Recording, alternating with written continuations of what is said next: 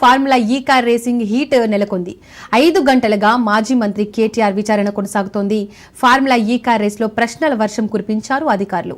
IO officer Majid Khan, ACB joint director Rituraj, director Tarun Joshi KTR ను ప్రశ్నిస్తున్నారు. Formula ఈ రేసుపై ఫిర్యాదుదారుడు దానకిషోర్ స్టేట్మెంట్ ఆధారంగా విచారణ కొనసాగుతున్నట్టుగా తెలుస్తోంది.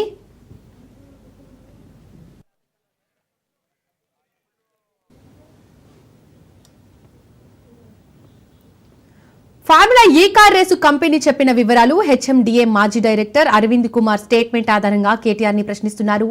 ఎఫ్ఈఓతో ఒప్పందాలు, నగదు బదిలీ అంశాలపై ఏసీబీ అధికారులు ఆరా తీస్తున్నారు. ప్రభుత్వం ఎందుకు పెట్టుబడులు పెట్టిందని ప్రశ్నించినట్టుగా తెలుస్తోంది.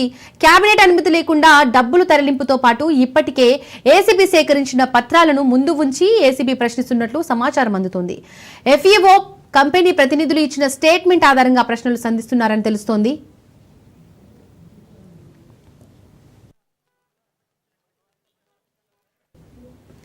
ఏసీబీ విచారణలో అధికారులు కేటీఆర్ కు ప్రశ్నల వర్షం కురిపించారు. ఈ ఫార్ములా కేసులో 6 ఉల్లంఘనలకు పాల్పడినట్లు గుర్తించారు.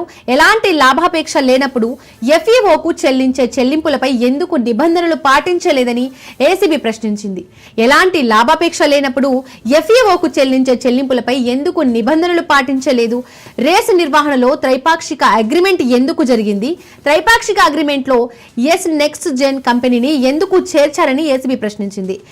నెక్స్ట్ జెన్ రేసింగ్ లో వారి పాత్ర ఏంటి? ఎంత ఆదాయం వచ్చింది? కేవలం 2 లక్షలు కెపాసిటీతో ఉన్న ఎస్ నెక్స్ట్ జెన్ కంపెనీకి బాధ్యతలు ఎలా ఇచ్చారన్నారు. ట్రై పార్టీ అగ్రిమెంట్ కు 4 నెలల ముందు ఏర్పాటు చేసిన కంపెనీకి బాధ్యతలు ఇవ్వడం వెనక మతలబు ఏంటన్నారు. ఈ కార్ రేసింగ్ నిర్వహణలో ఎస్ నెక్స్ట్ జెన్ చేర్చుకోవడం వలన ఇందులో క్విట్ ప్రోకో లేదా 49 కోట్లు కూడా ఒక్కోసారి ₹1,00,00,000 ప్రకారం 49 సార్లు ఇవ్వడానికి కారణమేంటని ఏసీబీ అధికారులు ఆరా తీశారు. తెలంగాణ బ్రాండ్ ఇమేజ్ పెంచాలి అనుకున్నప్పుడు ఎన్నో పేరు ప్రతిష్టలు కలిగిన కంపెనీలు ఉన్నప్పటికీ ఎందుకు ఆ కంపెనీలతో ఒప్పందం కుదరలేదు? ఏసీబీ క్వశ్చన్ చేసింది. మొదటి కార్ రేసింగ్ సమయంలో నష్టం వచ్చిందా, లాభం వచ్చిందా అంటూ కేటీఆర్ పై ఏసీబీ ప్రశ్నల వర్షం కురిపించింది.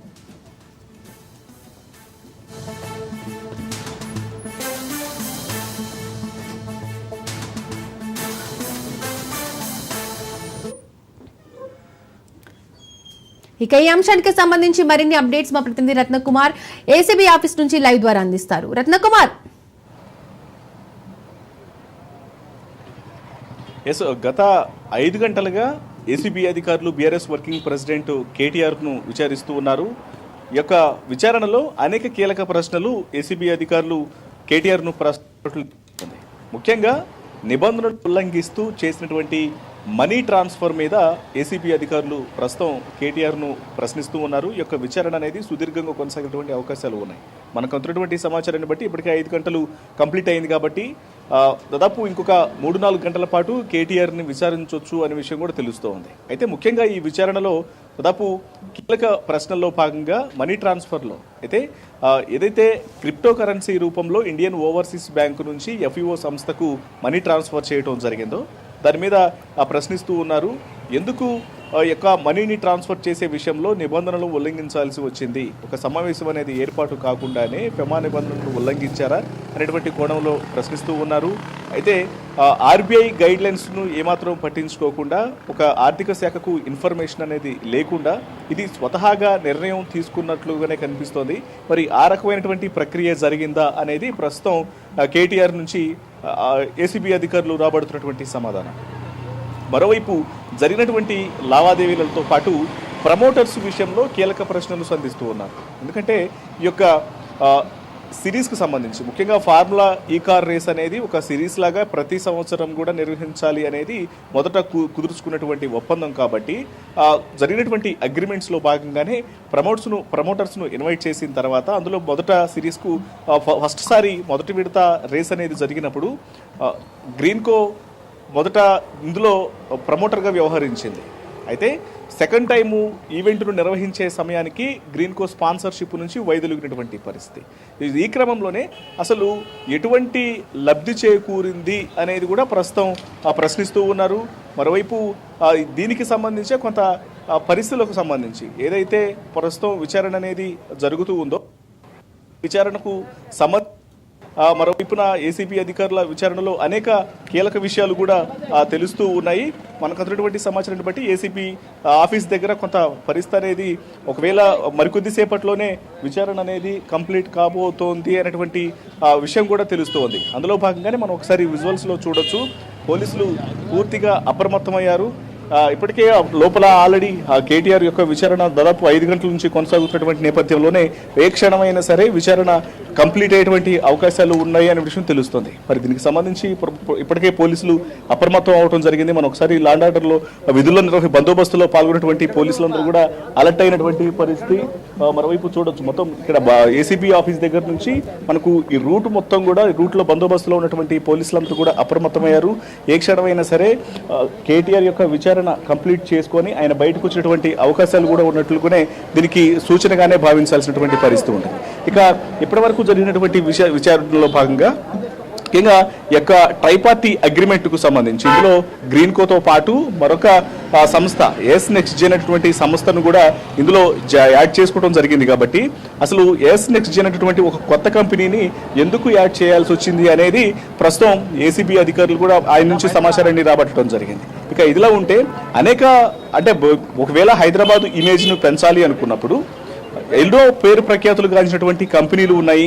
వాటన్నిటిని కూడా వాటిని సంప్రదించి వాటిని ప్రమోటర్స్గా ఇందులో నిజంగానే మేలు జరుగుతుంది, ఒక ప్రాఫిట్ అనేది వస్తుందన్నప్పుడు ఆ కంపెనీలను ఒప్పించకుండా ఇందులో ఒక 4 నెలల క్రితమే ఏర్పాటైనటువంటి కంపెనీలను ఏ రకంగా ప్రమోటర్స్గా తీసుకొచ్చారు. ఇప్పుడు ఏస్ నెక్స్ట్ జెన్ లాంటి కంపెనీని ఇందులో ట్రైపార్టీగా జాయిన్ చేసుకొని వారి దగ్గర నుంచి అంత కొత్తగా వచ్చినటువంటి కంపెనీలను ఏ రకంగా ఇందులో ప్రమోటర్స్గా యాడ్ చేయాల్సి వచ్చింది, ఈ ట్రైపార్టీలో ఇంక్లూడ్ చేయాల్సి వచ్చినటువంటి ప్రశ్నలు కూడా అడుగుతూ ఉన్నారు.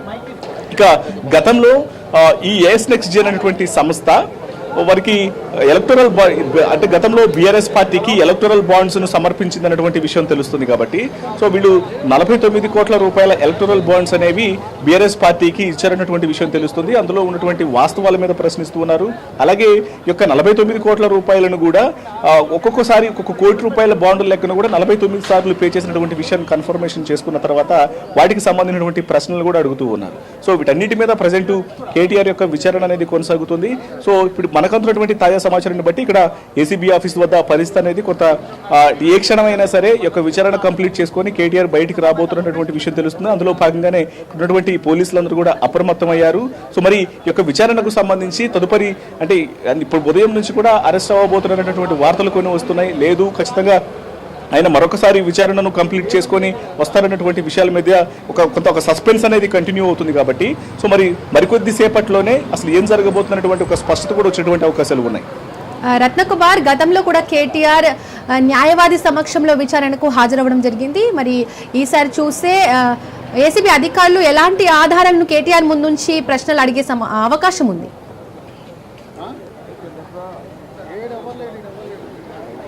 ప్రస్తుతం ఇప్పుడు జరుగుతున్నటువంటి విచారణ సైతం అడ్వకేటు రామచంద్రరావు ఆయన ఎక్కడైతే విచారణ అనేది జరుగుతూ ఉందో విచారణ జరుగుతున్నటువంటి అంటే విజిబుల్ అపీరెన్స్కి ఆయనకు ఒక పర్మిషన్ అనేది ఉంది. కాబట్టి గతంలోనూ జరుగుతున్నటువంటి విచారణను దూరం నుంచి చూసేందుకు కోర్టు ఇచ్చినటువంటి అనుమతిని బేస్ చేసుకొని ఆయన గతంలో కూడా విచారణలో పాల్గొన్నారు. సో ఇప్పుడు డైరెక్ట్గా ఇన్వాల్వ్ అవ్వకపోయినా సరే విచారణ కేటీఆర్ను విచారిస్తున్నటువంటి గదికి సమీపంలో ఆయన కూర్చొని జరుగుతున్నటువంటి విచారణను అబ్జర్వ్ చేసేందుకు ఛాన్స్ ఇచ్చారు. కాబట్టి ఇప్పుడు అడ్వకేట్ రామచంద్రరావు ఈసారి కూడా ఆ రకంగానే ఏసీబీ కార్యాలయంలోకి వెళ్ళి కేటీఆర్ను విచారిస్తున్నటువంటి పక్క గది నుంచే ఆయన విచారణ జరుగుతున్నటువంటి తీరును అబ్జర్వ్ చేస్తూనే ఉన్నారు. ఇక గతంలో ఎప్పుడైతే ఏసీబీ అధికారులు మొదట ఇందులో కీలకంగా A1గా ఉన్నటువంటి కేటీఆర్ను విచారించడం జరిగింది. ఆ తర్వాత A2గా ఉన్నటువంటి సీనియర్ ఐఏఎస్ అధికారి అరవింద్ కుమార్ని విచారించారు. అలాగే హెచ్ఎండిఏ మాజీ చీఫ్ ఇంజనీరు బిఎల్ఎన్ రెడ్డిని విచారించడం జరిగింది. సో వీళ్ళందరినీ విచారించినప్పుడు ఇందులో కీలకంగా కేటీఆర్ ఉన్నారు. కాబట్టి సో కింది స్థాయి అధికారులు సీనియర్ ఐఏఎస్ అధికారి అరవింద్ కుమార్ కావచ్చు లేకపోతే బిఎల్ఎన్ రెడ్డి వీళ్ళిద్దరు ఇచ్చినటువంటి స్టేట్మెంట్ల ఆధారంగా ఆ డాక్యుమెంట్స్ను ఆ రిపోర్ట్స్ను వాళ్ళు ఇచ్చినటువంటి స్టేట్మెంట్ల మొత్తాన్ని కూడా ఆ కాపీలను ముందుంచి వారు ఏమేమైతే ఆన్సర్లు చెప్పారో ఈ యొక్క విచారణలో ఈవెంట్కు సంబంధించి కావచ్చు ఫార్ములా ఈ కార్ రేసులో తాము అవలంబించినటువంటి పాటించినటువంటి పద్ధతులకు సంబంధించినటువంటి పూర్తి డీటెయిల్స్ మొత్తాన్ని కూడా కేటీఆర్ ముందు నుంచి ఆయన్ని ప్రశ్నిస్తూ ఉన్నారు.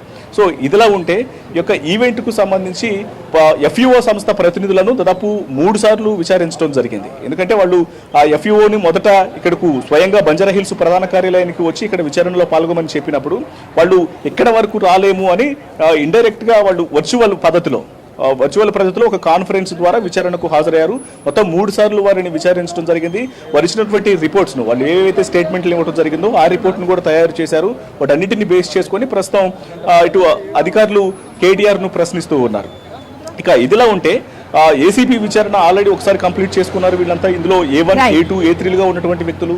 తర్వాత ఎప్పుడైతే ఏసీబీ కేసు నమోదు చేసిందో ఏసీబీ కేసు నమోదు చేసిన అనంతరం ఈడీ అధికారులు ఇందులో మనీ లాండరింగ్ జరిగిందన్నటువంటి ఉద్దేశంతోనే ఈసీఐఆర్ నమోదు చేసి ఈ 3 నిందితులుగా భావిస్తున్నటువంటి A1, A2, A3లను ఈడీ అధికారులు సైతం విచారించడం జరిగింది. సో ఇటు ఓవరాల్ సినారియో మొత్తం కూడా ప్రజెంట్ కేటీఆర్ చుట్టూ తిరుగుతోంది కాబట్టి అందులో ఆయనే ప్రధానంగా ఉన్నారు కాబట్టి ఆయన దగ్గర నుంచి ప్రస్తుతం ఫార్ములా ఈ ఆపరేషన్తో ఉన్నటువంటి సంబంధాలకు సంబంధించి కుదుర్చుకున్నటువంటి ఒప్పందాల మీద పూర్తిగా యొక్క విచారణలో ఆయన ప్రశ్నిస్తున్నటువంటి పరిస్థితి కనిపిస్తోంది. Right, thank you Ratna Kumar.